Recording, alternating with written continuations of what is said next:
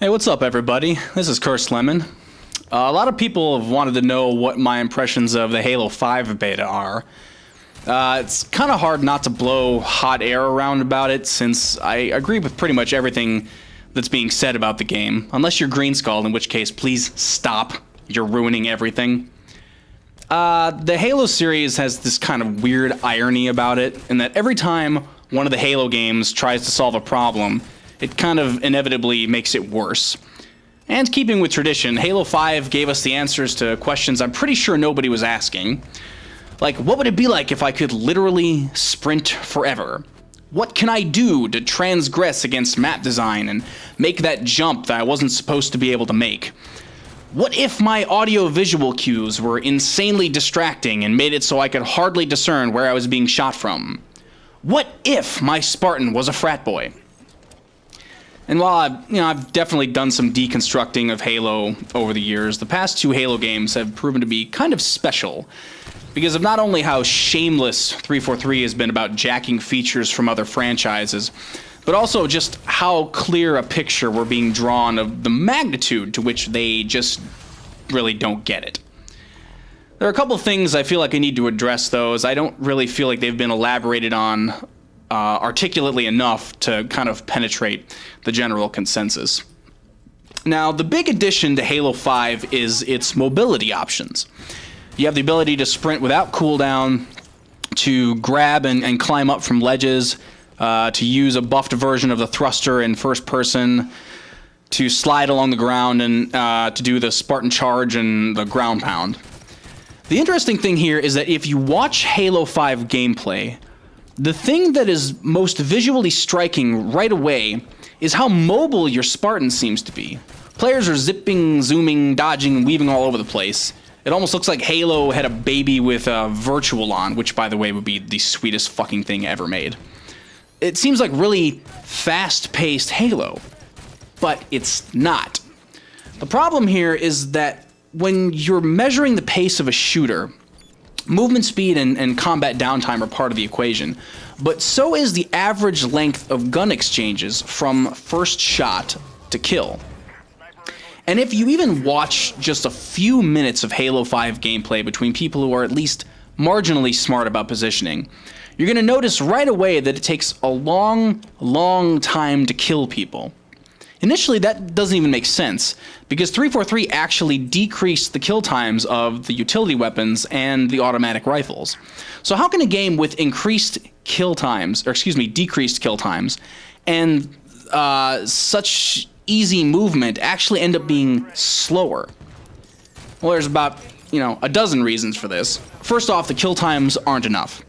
They're not going to be enough until we get the pistol back or until we get individual weapon damage modifiers, which for some strange reason, both Bungie and 343 refuse to give us, so just assume that's completely off the table. Sprint, which is bad for Halo in many ways, is still used as a retreat option. The maps are still too big and too full of clutter to allow for efficient long-range combat. But most importantly, the problem is that all of the new mobility options we've been given are non-combat abilities. In absolutely none of the Spartan's abilities are you given the option to continue shooting your gun. Your capacity to attack the enemy at range, the most basic principle of a shooting game, is taken away from you, which makes all of these abilities pretty much defensive priorities. And what's worse, even if you were able to use your gun during these maneuvers, they're not useful in the heat of combat as offensive tools in a game where you're expected to land 90% of your shots out in the open that has a lot of aim assist, reticle magnetism. You would never ever use thrust when you were up a shot on another player because you'd be putting yourself at risk of shaking your lock on him. You wouldn't use sprint in the middle of a firefight because your strafe would be like quicksand. These aren't tools of creativity. Instead, they become items of habit.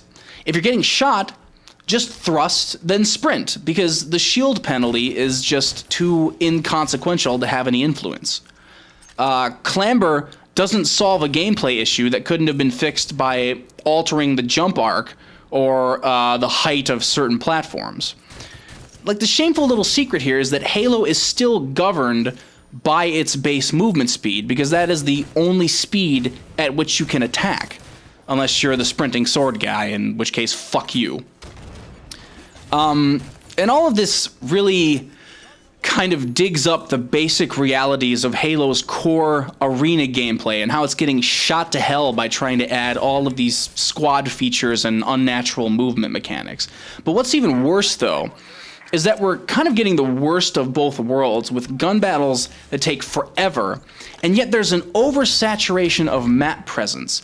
For instance, even with maps that would normally be too big to function in 4v4, and even without the horror that was instant respawn, I still feel like I'm getting completely smothered on Eden.